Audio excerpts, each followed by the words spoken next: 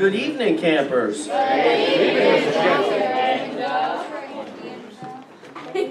And welcome to Great Documents of Liberty. Okay. This class, the rules are basically the same as the last class. You are welcome to and encouraged to shout out answers. You don't necessarily have to raise your hand, although it is helpful if you raise your hand when you say an answer, because that will help Ms. Kiernan or Mr. Smith or Ms. Smart let you get a ticket, because we will be doing tickets and we will do the ticket drawing tonight. Okay?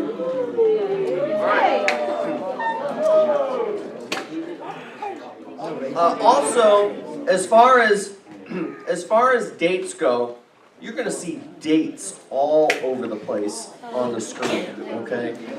The key thing to remember with dates is that they're there to help you. They're there only to give you a perspective of how far something is away from the last thing that happened or the next thing that's going to happen.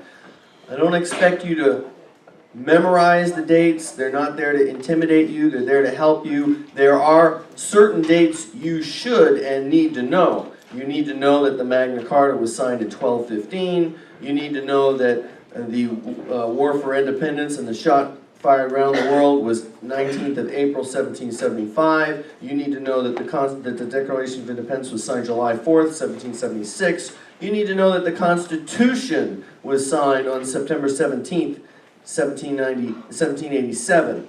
And you need to know that the War of 1812 was in... 1812. Right. But beyond that, the dates are really just there to help you, not to intimidate you.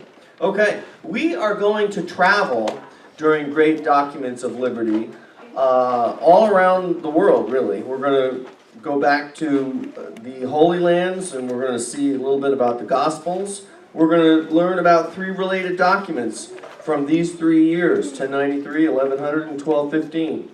We're going to learn first about a mysterious document. Doesn't that sound interesting? We're going to learn about the Charter of Liberties, which Mrs. Hall mentioned a few days ago. We're going to learn about the Magna Carta. What year was that? We're going to learn about a document written in North America about 500 years ago. We're going to learn about the Mayflower Compact, the Fundamental Orders, the English Bill of Rights, and several instructors have mentioned that, including Mr. Edlum and Mrs. Hall and maybe another. We're going to learn about the Articles of Association, the Declaration of Independence, and the United States Constitution, which includes the Bill of Rights. Okay, so, Great Documents of Liberty for Camp Constitution. It is Great Documents of Liberty, it's not Great People of Liberty. We will talk about some people as they relate to documents, but we're only going to talk about one person in particular that doesn't relate to any particular document, and that is, we're going to talk about Solon. Say Solon. Solon. Right, yes, very good. Say it again, Solon. Solon. Solon was a great man who lived many hundreds of years before Christ. Okay? He was a Greek statesman. Of course, the Greeks didn't listen to what he had to say. He had to go to Rome to be taken seriously. But he said basically 2 things. He said the law should be written. And he said that the law should be in a public place. This was a novel idea 2,600 years ago. Why is it important that the law be written and be in a public place? Samuel?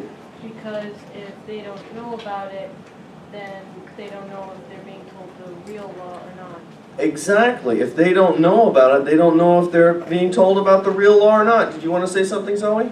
Just basically so everyone can see it and know about it. So everyone can see it and know about it. Bingo. Do you want to say something, Christian? It looks the same thing. Yeah, good. Okay. Christian and Zoe as well. Okay. So Solon is definitely someone you should know about and has had a profound impact on mankind. Now we're going to talk about the Gospels, which were written during the 1st century, Anno Domini. Anno Domini is Latin for in the year of our Lord. These are the New Testament. This is the New Testament, okay? The teachings of Jesus are found here. Matthew, Mark, Luke, and John. Okay? It was written, most of them were written here, right? Okay? Although there are some letters from the Old Testament that were written from prisons. And here is one of the prettiest pictures that I could find of the Gospels, and this is as they were presented by the Book of the Kells. These documents were made about 1,200 years ago in Ireland. So, the Gospel of St. Luke has a couple dozen stories that involve women. Okay? Now, some of the stories are references to women, and then other stories are actual women themselves. And in every case, it's positive regarding the women. At this time, almost 2,000 years ago, it's really remarkable that women were mentioned so many times in an important document at all. Okay? Even though the roles of the women were different. You know, for example, there weren't women in the 12 disciples. In each case, the women were treated like people. And that was not the case in society 2,000 years ago. Yes? How come it was so, how come you just put woman? Why is it so special to have them in the Bible? Because at that time, women were not very well regarded. Okay? So it was unusual for them to even be mentioned. And in Luke, the Gospel of St. Luke, chapter 11, verse 40, Jesus explains to Martha, for example, he says, rather than working in the kitchen, he says, come and sit, this is a paraphrase, come and sit and participate in the lively discussion in the living room with him. So he wanted Martha to be included. Okay? There are stories such as the woman at the well. Okay? The woman who touched his garment from behind. The sisters of Lazarus. The woman who lost her coin. Many of these women, incidentally, were not even named. But there was a woman from Nain whose son had died. A repentant woman who sinned and washed Jesus' feet with her hair. In every case, these women were not only taken seriously by Jesus, but they were treated decently by him. And of course, in the letter to the Ephesians, the author of the letter, Paul, says, husbands, love your wives, just as Christ also loved the church and gave himself up for her. And of course, we know that Christ died for the church. A few verses later, it says, so husbands ought to love their own wives as they love their own bodies. He who loves his own wife loves himself. And we really know that the measure of a man is how he treats women. Amen. So we go from the Gospels about 1,000 years later to a country called England. Okay? And this is England here. Okay? London is over there. Here's Cornwall, Devon, Dorset, Hampshire. Okay? Runnymede is here. The River Thames comes through here like that. And that's T-H-A-M-E-S, Thames. This is the English Channel. France is right over here. You don't see it, but it's just off the chart. Okay. And 3 documents that were all related to each other were written in England.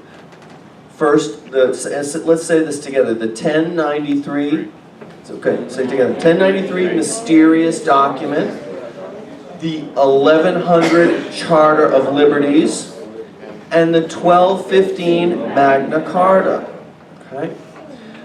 Now, to understand the importance of these documents, we have to go back a few years before 1093 to this gentleman, and Mrs. Hall mentioned him a couple times, and maybe another instructor as well, William the Conqueror. Say William the Conqueror. William the Conqueror. Okay, and he had 4 children with his wife. Actually, he had 9 children with his wife, Queen Matilda.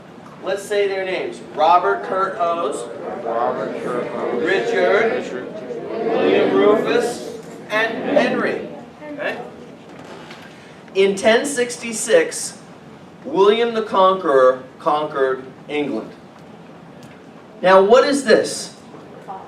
A pot. Gabe, right? A Yeah. pot. Ticket for Gabe. Okay, it is a pot. What kind of a pot? Christian. Maybe like a pot that puts stuff in. Okay, give him a ticket. Give him a ticket. Bryce. A bronze pot. Give him a ticket. Christina. Give her a ticket. Alex. Chamber pot. Oh, a chamber pot. Okay, it is a chamber pot. And what is a chamber pot? Yeah. The one thing you look at, it was like a toilet. It was. Ticket for him.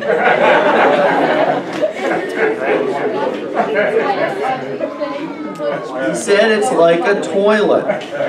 Okay? Because bathrooms have only been around for about 150 years, right? Indoor bathrooms. In fact, maybe not even that.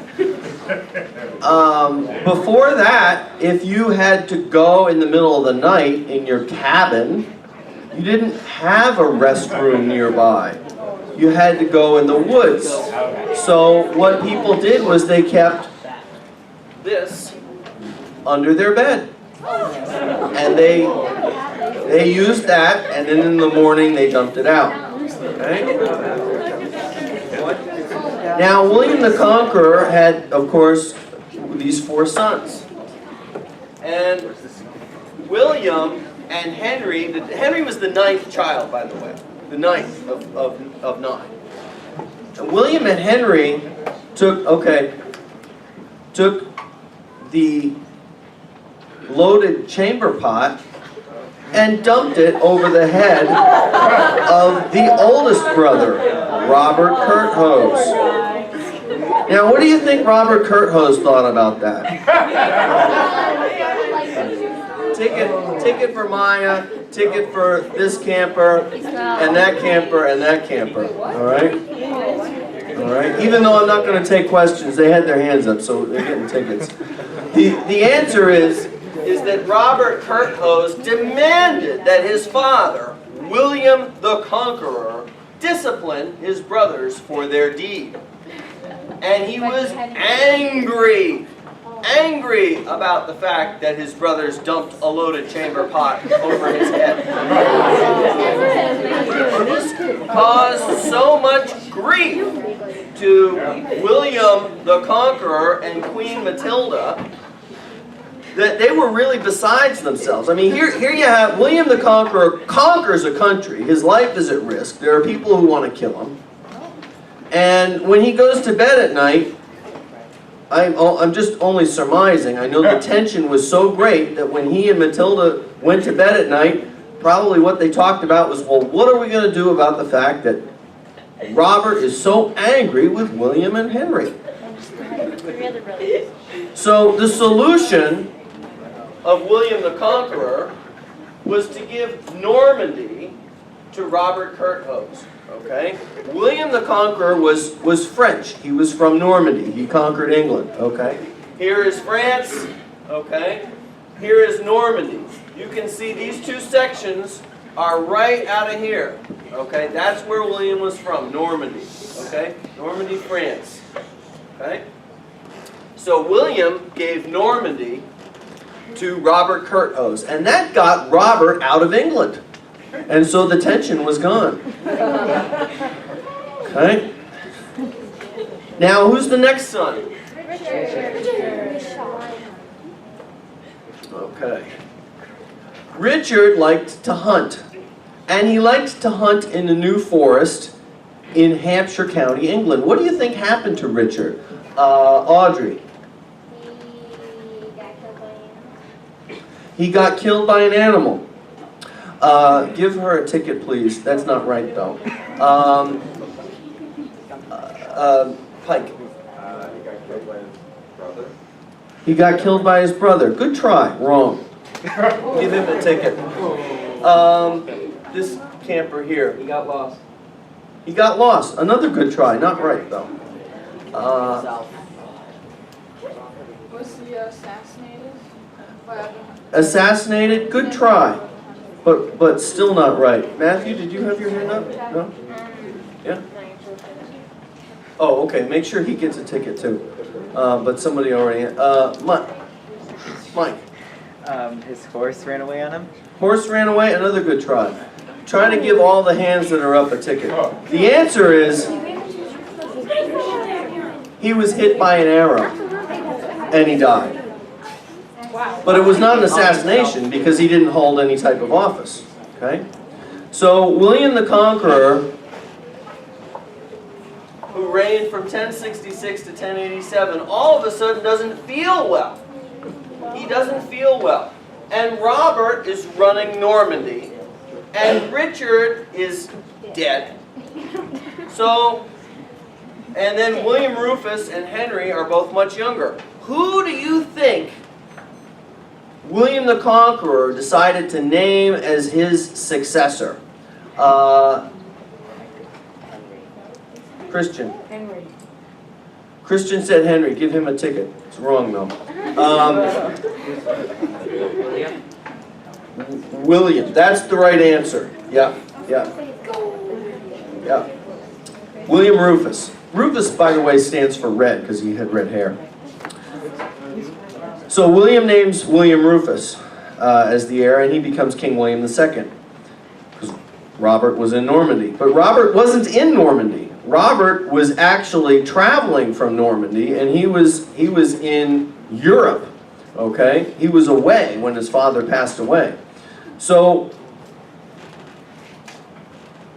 this system, which did not name Robert as the heir, because Robert was the eldest son, violated primogeniture. Okay? And many of the nobles were loyal to Robert. They wanted Robert to be king. And because Robert was traveling, there was a delayed rebellion against William II. They said, you know, you're not our king. Robert is really our king, but you've got the crown.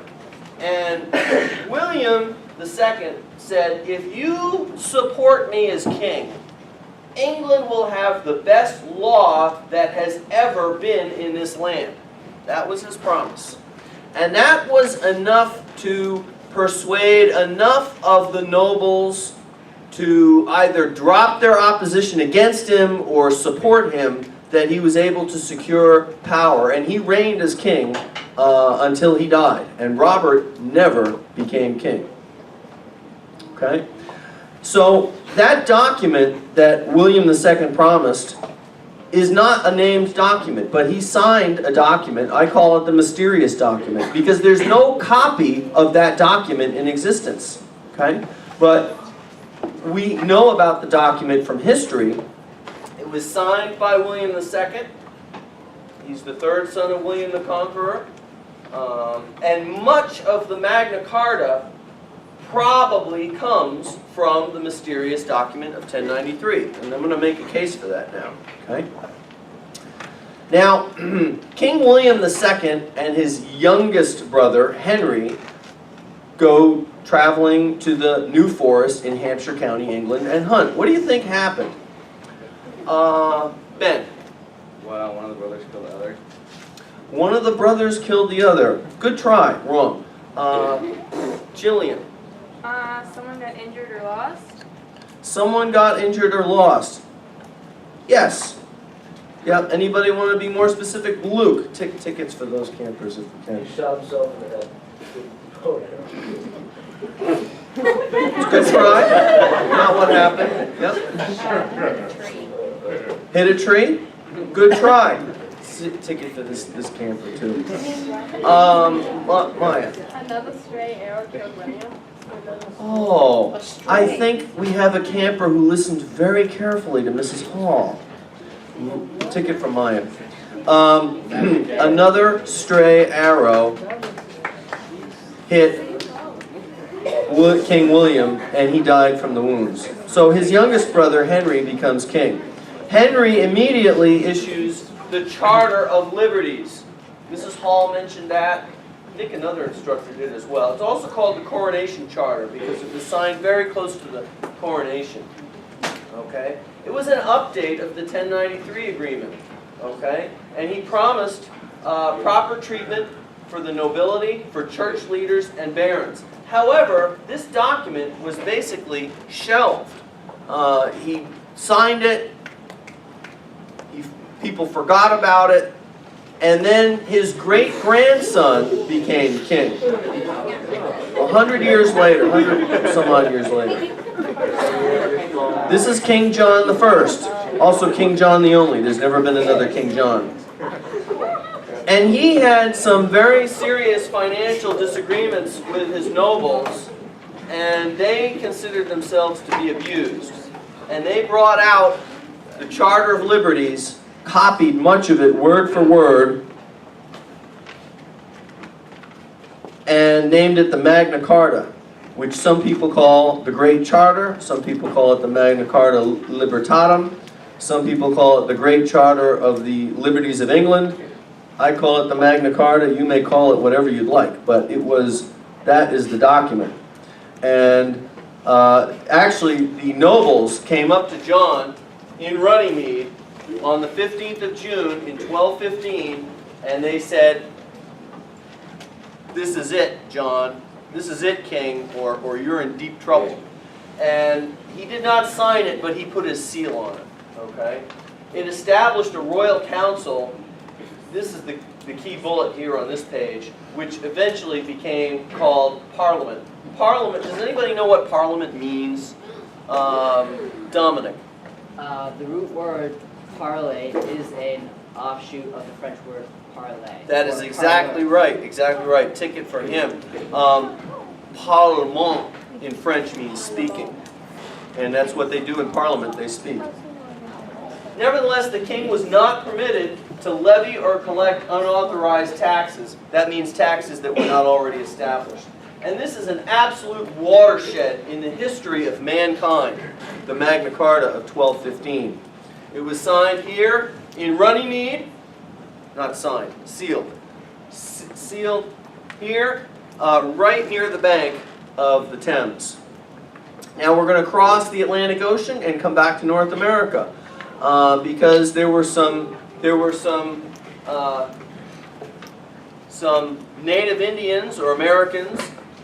They were called the Iroquois Confederacy. It was 5 tribes: Mohawk, Onondaga, Oneida, Cayuga, and the Seneca. And they began to create their own system of government. And they didn't use dates, so we don't know exactly when it was written. But it came about between 14 and 1600, and certainly, that is, we believe, and it was certainly before the 1630s. It was their system of self-government.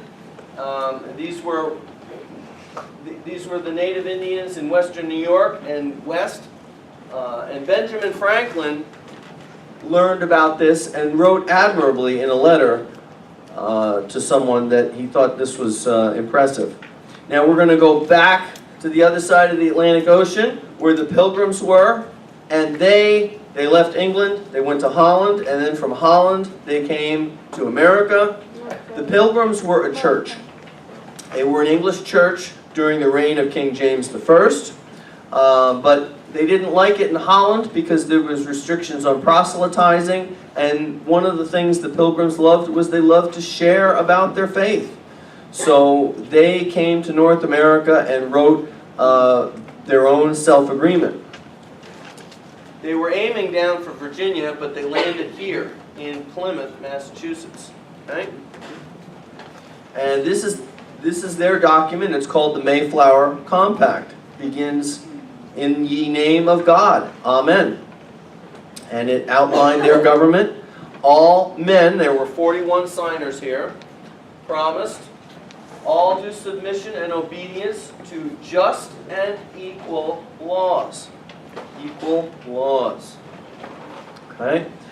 About 18 years later, many more people came from England, and they were spreading out all over the place, and one group decided to move over here to 3 little towns in this sort of northwest, slightly central part of Connecticut. And they signed a document called the Fundamental Orders. The Fundamental Orders is the Constitution that's referenced on this Connecticut license plate. See? What does that say? Read that here. That Constitution they're talking about is the Fundamental Orders of 1638. And this is a copy of it right here. Okay? The various principles it establishes include that government is based on the rights of the individual. Okay? Magistrates were elected. Okay? And this is, if not the first, one of the first, it's the first that I'm aware of, let's put it that way, use of the secret paper ballot when they did their voting. Okay? The document was essentially to limit government power. Okay? This is a great document of liberty. Okay. Okay. Now, 50 years after the Fundamental Orders, we get to the English Bill of Rights, which was a result of the Glorious Revolution. Some people call it the Bloodless Revolution, and it's arguable as to whether or not it is glorious or bloodless, but nevertheless, that's what it's called, and it took place at this time, okay?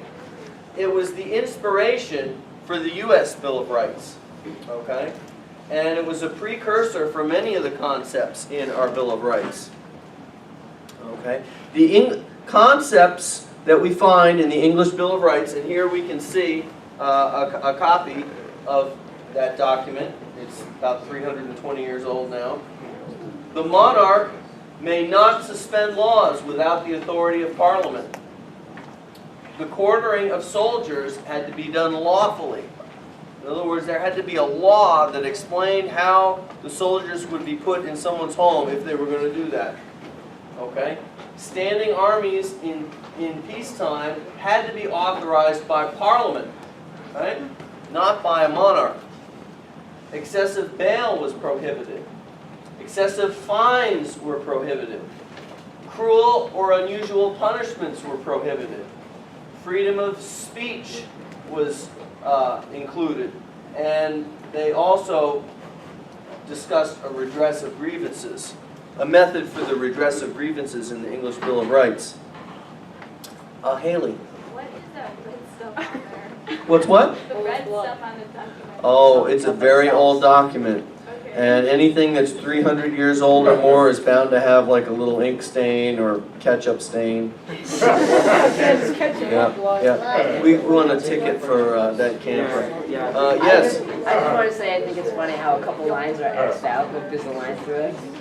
See? Oh, yes, well, This isn't working out so well. you know, before computers, people used to write their ideas out on a piece of paper and then they'd edit by taking a line through it. Yeah, before whiteout, Mr. Sherwood. Yeah, that's right. They didn't have whiteout, Dominic, back in 1689. Rough draft or something. Ticket for that camper. Yes. What's the little stamp on the side mean? This, you know, I don't know for sure, but I'm going to take a guess, and it's probably the seal of the monarch at that time. Okay? Okay, which would have been James II or his successor, William III. Ticket for Madeline G. Yeah. Yes? Do you know where the Bill of Rights is kept? No, I don't know where it is now. It may be in the British Museum. A lot of these documents of this type are in the British Museum, but I wouldn't bet any money on it. And that was Audrey. Yes? When it says cruel or unusual punishments, what kind? Well, you know, that's a good question. The question, if you didn't hear it, is what kind of punishments constitute as cruel and unusual? And that is a subjective question. all through history. And that's Samuel, right? Ticket for him. Gabe first, and then Colette. Are those faded words right on the side of it? Because it kind of looks like Are they what? faded words. Yeah, or you know what, these right here, that might be words that were from the other side of the document. I'm just surmising that possibly the document had gotten damp at one point, and you began to see what was through on the other side of the document. So ticket for Gabe and for Colette. What's the paper made of? I don't know what the paper is made of. Yeah, okay. So we're going to move on from the English Bill of Rights. But this document is, let's all say it together, a great document of liberty. Okay. The Articles of Association come about in 1774. This was as a result of the Townshend Acts, or the Townshend Act of 1773 or 4, 17, whatever. And some people call it the Continental Association, some people call it the Association. I call it the Articles of Association because that's what it was called when I first started reading about it. And it's also called the Declaration and Resolves of the First Continental Congress. This is the first type of union or association among the 13 colonies in America, okay? Yeah, it's a response to the intolerable acts. It attempts to pressure Britain to repeal the intolerable acts. I said Townshend Acts before. That was wrong. Townshend Acts were 1767. It was as a result of the intolerable acts. It created the first multi-state American legislature, okay? A lawmaking type body that had more than one state involved in America, okay? And it was a precursor to the Articles of Confederation, which came the next year, and the Declaration of Independence, which came 2 years later, and the Constitution and the Bill of Rights, okay? The Articles of Association, okay? The convention convened in Philadelphia on September 5th. The document was signed on October 20th, and it banned imports, effective this date here, as a way of controlling its relationship with England. Okay? There were 53 signers of the Articles of Association, and you know many of them. Patrick Henry, George Washington, John Adams, Samuel Adams, Roger Sherman. Roger Sherman, of course, was the great statesman from Connecticut. He's the only one who signed all 4 documents.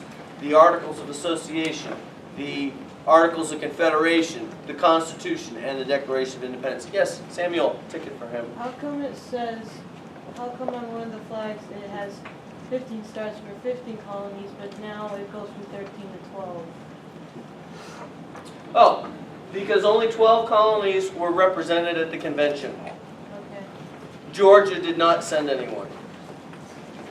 Okay, and then of course we know we're talking about the 1st of December in 1774. Well, what happens 5 months later? 5 months later. What's that day called? Begins with a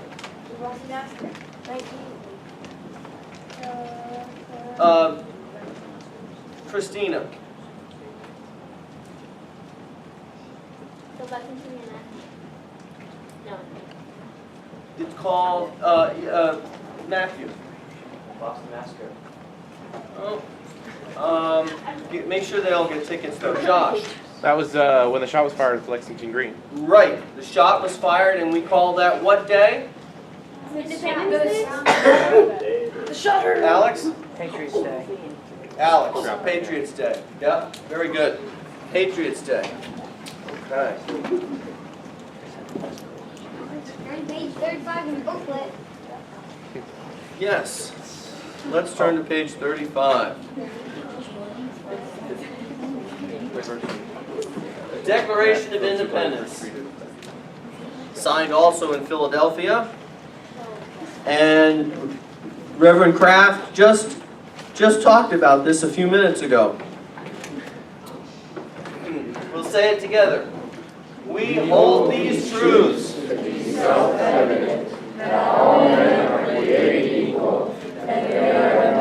by their Creator with certain unalienable rights. And among these are life, liberty, and pursuit of happiness. That to secure these rights, governments are instituted amongst men, deriving their just powers from the consent of the governed. Okay. What is, and we just read it, what is the purpose of government? The first hand I saw was Madeline G. To make sure that laws are kept. Okay, to make sure that laws are kept. Good answer, but we're looking for something else. Audrey, ticket for Madeline G.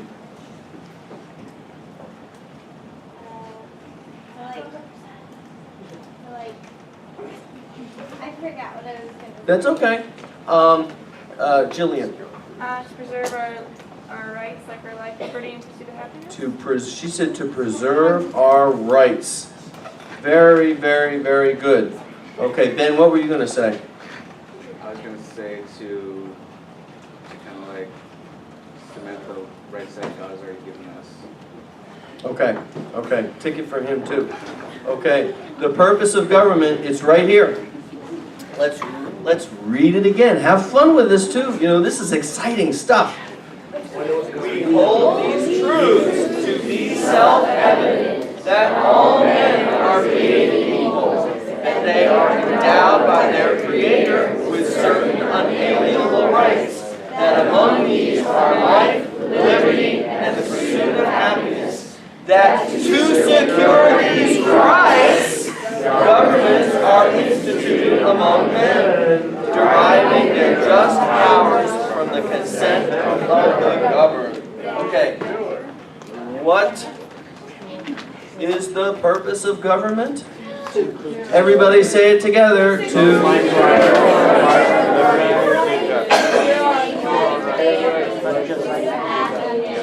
What is the purpose of government?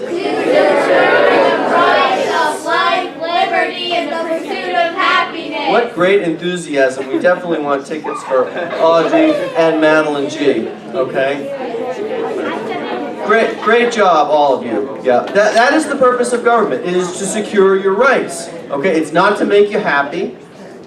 Okay? It's not to make sure you have food. Okay? It's not to make sure that you have government housing. It's to secure your rights. Okay? And then we get to the United States Constitution. What year was this? 1787. What day was it signed? I don't. Jordan.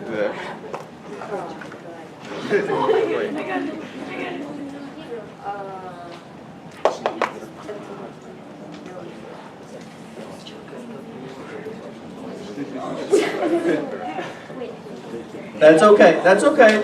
Matthew. July 2nd. No, give him a ticket though. Dominic. September 17th. September 17th. Give Dominic 2 tickets, please. Okay? United States Constitution was signed. Let's all say it together. 17 September 1787. What day was it signed?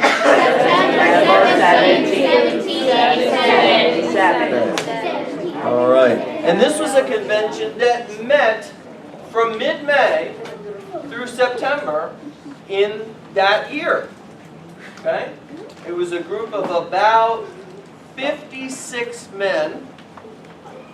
And depending, like in May, there were maybe, say, only 30 that were there. By the middle of summer, probably almost all of them were there. And then some of them had to leave. But there were 56 different men that participated in the creation of this document. The primary coordinator of the event was a young Virginian named James Madison. They met in Independence Hall in Philadelphia. George Washington was elected to preside over the meetings. And there were 12 states that participated. Rhode Island did not participate. Luke? Okay, there were 13 states, right? Yes? And Rhode Island didn't participate. Why, like, shouldn't they have had all the states participate to, like, have to have that, or to be able to pass this document? Very good question. He said, shouldn't all 13 states have been required to pass this, to participate and pass it? A couple things. Rhode Island had folks invited, but they did not attend. And then it was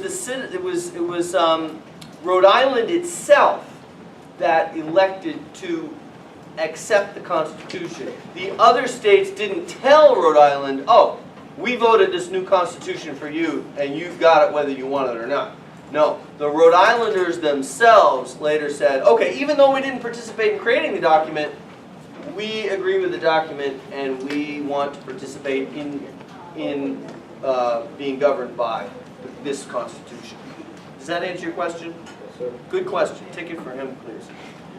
Okay.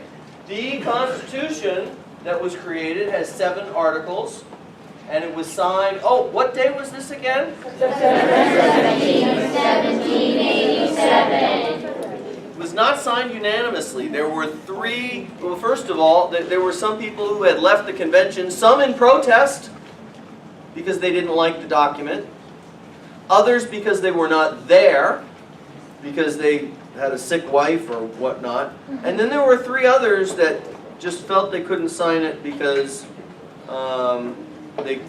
for their reasons, they felt they couldn't sign it. I was just singing But, that song. yes, Mr. Sherliff.